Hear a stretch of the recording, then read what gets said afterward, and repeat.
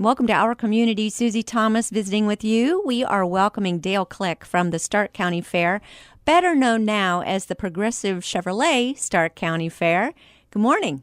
Good morning. How are you? Good. I'm sure that you don't have anything to do with everything starting up in just about 5 days. It's going to be here in just a couple days, and Yes. whether we're ready for it or not, the fair's going to be here.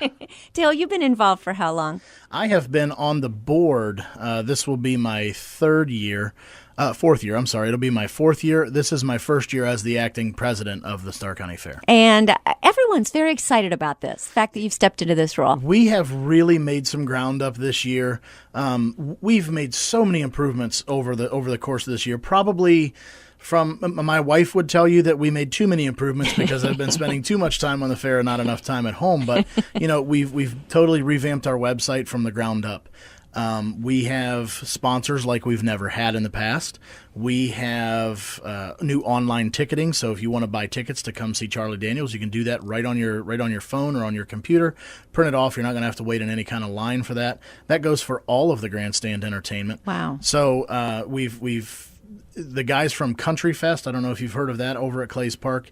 They've been a great partner for us in helping us capture some of that great talent and work through the online ticketing. So it's been a great partnership with them, but we have a lot of sponsors to talk about. So that sounds great. Where do we go? What is that website address where people can do all of this? Sure, www.starkcountyfair.com. I know it's pretty tricky. Couldn't be easier. Just type in Stark County Fair, it's going to take you there. It's a great new website that was built from the ground up, and just if you have any questions about the fair, I would refer you to go there because it's amazing and it has all the information you could possibly want. You mentioned sponsorships. I'm sure there's some folks you want to say thank you to. I would love to. Kind of first and foremost, like you said, the new name of the fair is the Progressive Chevrolet Stark County Fair. They came on board last year with us, and they saw such a value in it that they wanted to be a partner again. So they are kind of our biggest sponsor. But following right on down the line, the guys from Country Fest, they've been a great sponsor for us. They're helping us kind of run our entertainment and manage our grandstand a little bit better for the consumer experience, people that are coming in, that it's going to be a little bit better experience from the beginning to the end. AltCare came on board, and they are the signature sponsor of the grandstand. So we were really excited. We've never had somebody come in and be the sponsor of the grandstand like that before. Another first this year is Precision Pipeline. The guys that are over in the Navarre kind of area, that side of the county, that are putting the Rover pipeline through, they came on board, and they are a junior fair sponsor for us this year. And it's the first year that we've had a junior fair sponsor. And they have done a great job. And they are great people to work with. I don't know what other people think about, but they from our perspective, they've been awesome to deal with. Kiko Auctioneers. Yes. Kiko Auctioneers, we couldn't run the junior fair without Kiko Auctioneers. So to George and his team over there at Kiko's, I mean, my sincerest thank you to them for everything that they do.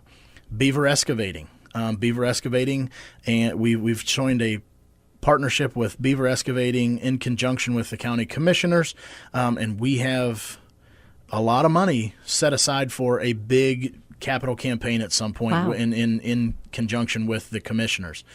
So we're really trying to align ourselves with some of the elite businesses in Stark County, and I think that's going to attract more people. When we're hoping that we're going to have attendance of 110,000 people walk through the doors. Mm-hmm.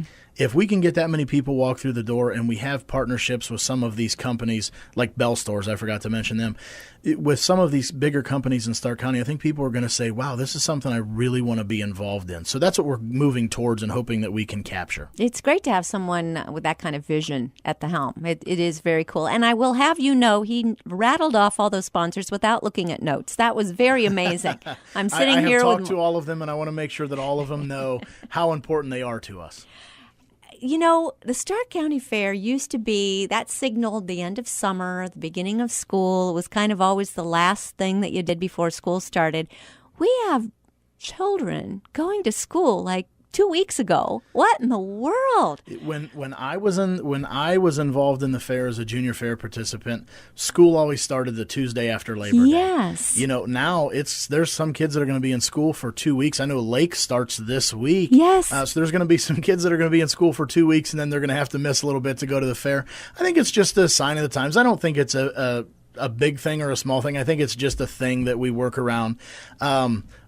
But certainly without the kids that are involved in the fair, we wouldn't have the fair that we have to offer. So we are grateful for all of the community that comes out and helps in the Junior Fair projects. Yes, well, and that is my follow-up. How difficult then is it for young people to participate when they're already back at school?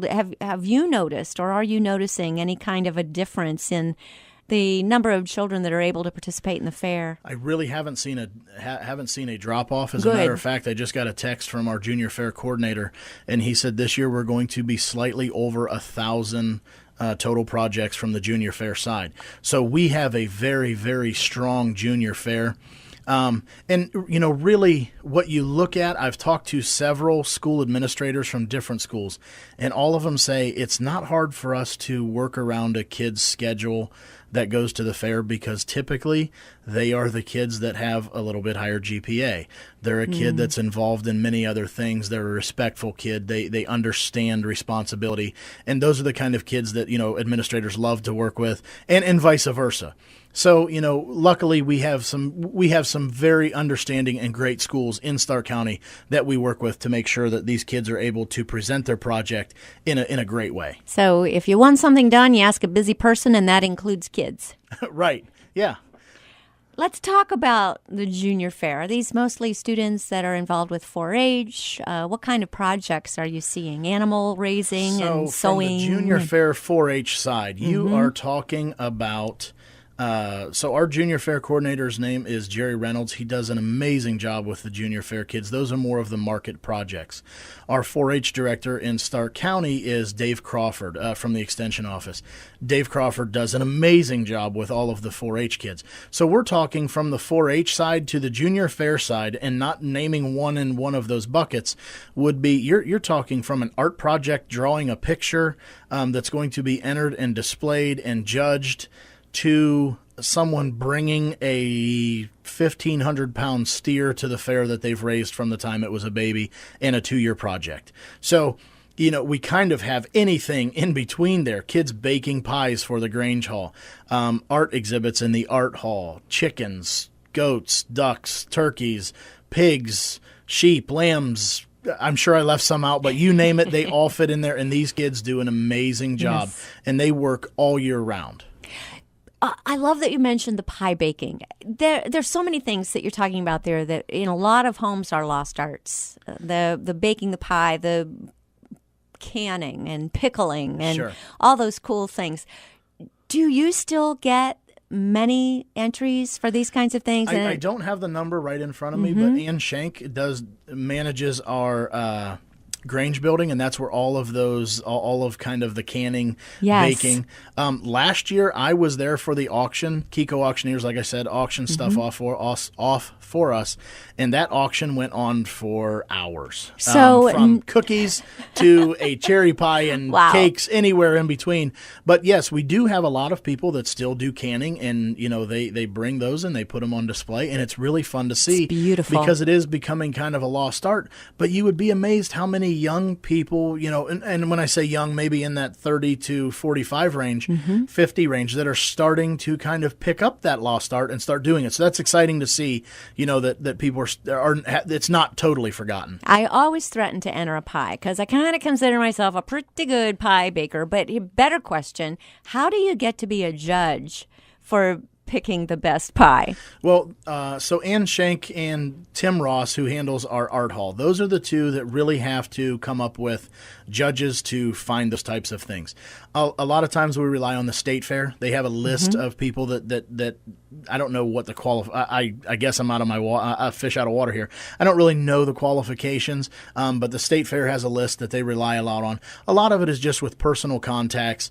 Some of the stuff in the art hall, we have antique contests. They'll have a certain genre of antique, and they'll have antique dealers, someone that makes money off of doing that, and they'll come in and kind of judge those because they would certainly know if they were going to take that into their store, which one is going to be the one that they want the most, that might be the most desirable to the general public. So it's kind of an open-ended question, and maybe I didn't answer it, but that's the best I know. Sure you did. Well, I just think it would be fun, wouldn't it? I mean, wouldn't that be awesome? Maybe we could get a celebrity judge and have you come in and judge for us. Well, and if you couldn't get the celebrity, I'd be glad to come and judge and if for nothing you. else, you get to eat some pie, right? That's the main thing.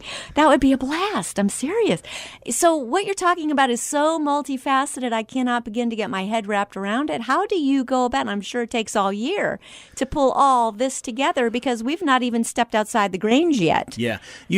So you just hit on it. You said, how do you, meaning me. I don't do anything. We have a great board. I mean, when you're talking multifaceted, you're talking from, like we were just talking about, canning to and Shank to managing our truck and tractor pulls, who Danny Schmucker from Louisville is a guy that does that for a living. And, it's everybody kind of jumping in and taking on their little part and taking over their part and and doing it the best they can. We do have some board members that are just phenomenal, that just go above and beyond and really put their heart and soul into the fair, not just the week before the fair, the week of the fair. It is a 12-month commitment, and they are working on getting the fair ready to roll for the public every day of every year in some way, shape, or form. Are these volunteers? They are volunteers. It's an elected position, but it's currently not a paid position. So people are working really, really hard. This has to be just a labor of love, would you say? It certainly is. As I look around the table sometimes at the board meetings, I look around and I think, none of us are getting paid for this, and there's so much passion in this room for the fair, and not just the junior fair. It's easy to be passionate about the junior fair because it's kids and you're teaching them something that's not tangible, that you can't just touch, see, taste, feel, that these kids are learning lessons that are going to carry them and be successful through the rest of their lives. And people get excited about that. To me, I think that's an easy thing to get excited about. But you have people that get excited about signing up concessionaires to come sell food. Wow. And people and whether they're excited about it or not, they do it with their whole heart, and they do it to the best of their ability all the time. And that's what's fun to see from the president's perspective, is how many people just go out and do a great job. Okay, you said the word I want to go back and hang on to for a while. Food. Fair food. Okay. What will we find there this year? Oh, my gosh. Well, last year my daughters came to me and said, Dad, you have to come with us. You have to try the chocolate-covered bacon. And I said, girls, I don't think I'm going to be a chocolate-covered bacon fan. But it's got to be unbelievable. And I had some, and I visited that stand a couple more times before the fair was over. Well, you got bacon, right, and you got chocolate. What could go wrong? Exactly. Yeah. What could possibly go wrong? So anything from bacon-covered chocolate or chocolate-covered bacon. Bacon-covered chocolate would be okay. Either way, sounds good.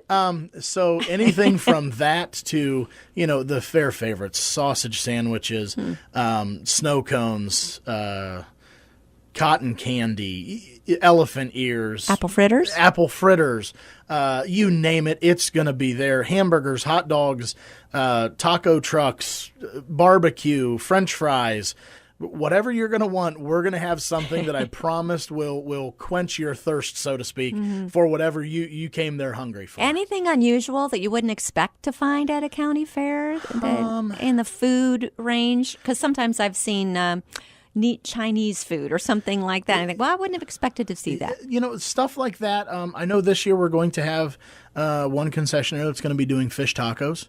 Oh. And their fish tacos, they fish tacos. have fish trucked in every week, so it's fresh fish, and it's not something that's store-bought or something like that. They take great amount of pride in the food that they're putting on your plate for you to consume. And on top of that, you also have different places. George's Lounge from downtown Canton, famous for hamburgers. They have an actual restaurant on site that you can go in and sit down and have some of George's signature dishes. Robertsville Grange, just some good home cooking. With pies again. If you want to go there, they have fresh baked pies. So, Dale Click is our guest from the Progressive Chevrolet Stark County Fair. We're going to take a short break and be back after these words. You're listening to Our Community.